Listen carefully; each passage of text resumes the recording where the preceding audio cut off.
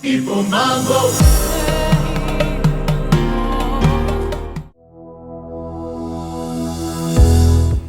My name is Brenda Cherotich. I'm the founder of Bree Limited.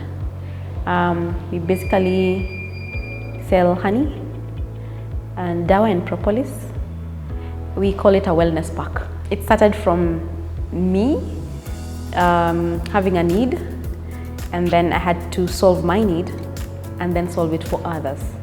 Yeah, so it started from me. At some point I was hawking honey in CBD, and from then we've had 2 shops later, and a factory is coming up in Ruaka. In our logo, it's written, it's raw Kenyan honey. So it has to be raw, it has to be Kenyan, and it has to be honey.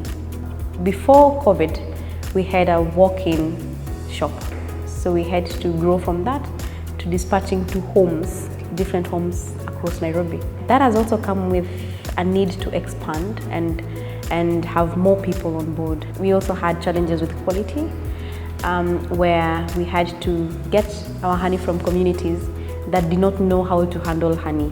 So for the honey to be hygienically packed and all those things, we had to give support and training. We've learned quite a lot. There's need to partner with communities.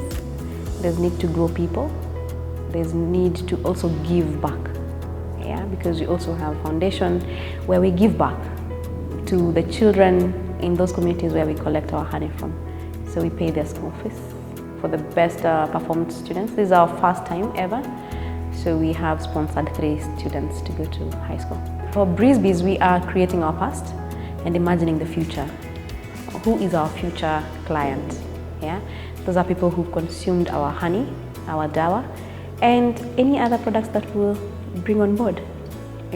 We intend to do to go back to the roots, go back to nature, ask questions, and formulate products that people can consume. Yes.